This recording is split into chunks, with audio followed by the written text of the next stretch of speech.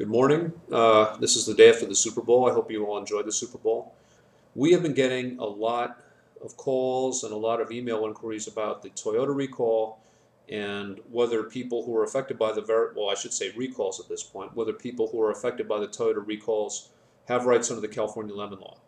Listen, number one is anytime there's a recall administered by the federal government, by the basically by the government that oversees and mandates the recalls, you have to go through with the recall procedure. It's not, you do not have rights under the California Lemon Law, just to say I no longer feel safe driving the car.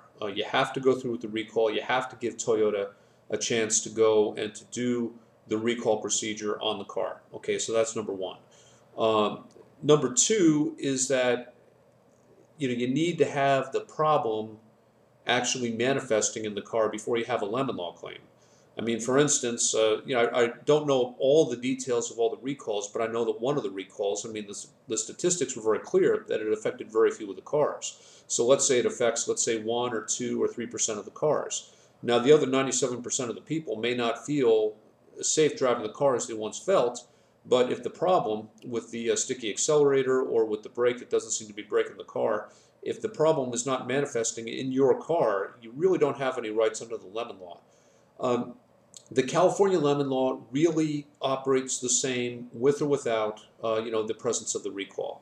Basically, if you have a problem, if it's one of the problems that's affected by the recall or any problem, take it into a Toyota dealership, give them a reasonable opportunity to repair it. If it's a serious safety-related problem, and I think the sticky accelerator qualifies as a serious safety-related problem, you really only need 1 or 2 repair attempts to qualify under the California Lemon Law. As a matter of fact, I think if you have a situation where you take it in for 1 repair attempt and the situation repeats, I think at that point you have a California Lemon Law claim. So, but still, it's triggered by taking it in and getting the repair attempts on the car. You can't just say, oh, this car is recalled, it's a safety issue, therefore I should pursue something under the California Lemon Law. The Lemon Law does not work that way. The Lemon Law basically works on the premise that you need to give the manufacturer or its dealership a chance to repair your vehicle, and a reasonable chance to repair your vehicle.